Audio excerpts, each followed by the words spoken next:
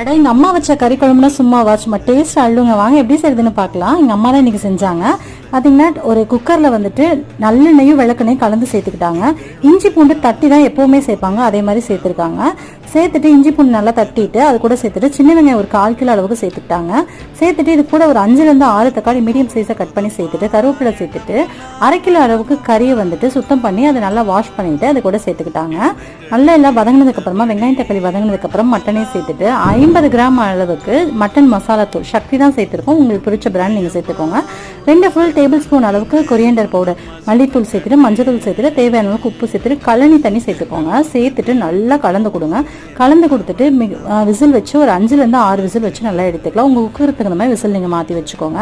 ஒரு பக்கம் தேங்காவை நல்லா மிக்ஸி ஜாரில் சேர்த்து அரைச்சிட்டு அதோட பாலை மட்டும் வடிகட்டி எடுத்தோம் அப்படின்னா இந்த குழம்பு பார்த்தீங்கன்னா எஸ்பெஷலி இட்லிக்கு ரொம்ப ரொம்ப டேஸ்ட் சூப்பராக இருக்கும். தண்ணி குழம்பு மட்டும் அம்மா வைப்பாங்க, அவ்வளோ டேஸ்ட்டாக இருக்கும். கண்டிப்பாக ட்ரை